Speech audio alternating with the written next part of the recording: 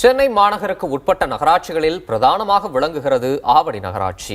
உள்ளாட்சி தேர்தல் நெருங்கும் நேரத்தில் அவற்றின் சிறப்புகள், கோரிக்கைகள் என நகராட்சியின் தற்போதைய நிலையை விளக்குகிறது இந்த செய்தி தொகுப்பு.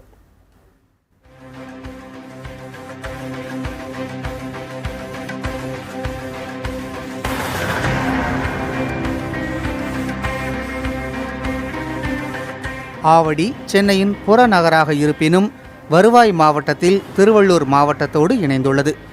ஆவடி சட்டப்பேரவை தொகுதியை பொறுத்தவரை மொத்தம் 3,96,937 வாக்காளர்கள் இருக்கின்றனர்.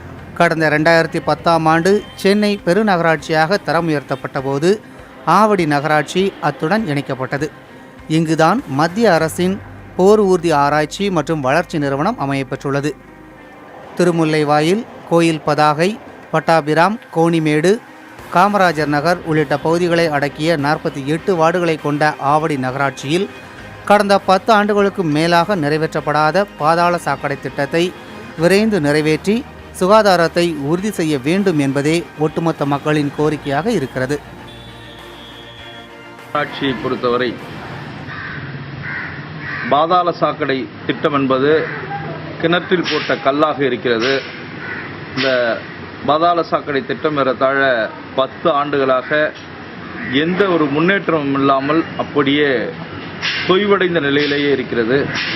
இதனால் தெருவெங்கும் சாக்கடை நீர் அளப்பெடுத்து ஓடுகிறது.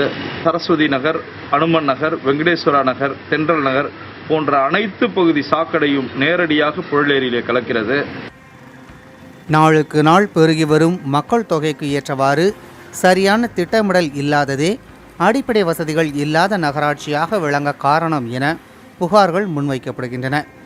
யார் வந்தபோதும் மக்களின் அடிப்படை வசதிக்கு அடித்தளமிடவில்லை என்கிறார் ஆவடியை அன்றைய நாளில் இருந்து பார்த்து வரும் இந்த மூத்த குடிமகன் பட்டாபிராம் பகுதியைச் சேர்ந்த பாபு. சாலை வசதி இல்லை, தண்ணி வசதி இல்லை, பாதாள சாக்கடை திட்டம் அங்கங்கே அப்படியே இருக்குது. இப்போ உதாரணத்துக்கு சொல்ல போனால் சேக்காடில் தெருவெல்லாம் ரொம்ப மோசம். அது இது வரைக்கும் எந்த கவுன்சிலரும் எதுவும் செய்யலை. பாதாள சாக்கடை அமைப்பது முதல் அன்றாடம் குப்பைகளை அள்ளுவது வரை ஆவடி மக்களின் அடிப்படை வசதிகள் சார்ந்த கோரிக்கைகளை முன்வைத்து இவற்றுடனே நாட்களை நகர்த்துகின்றனர் இவர்கள்.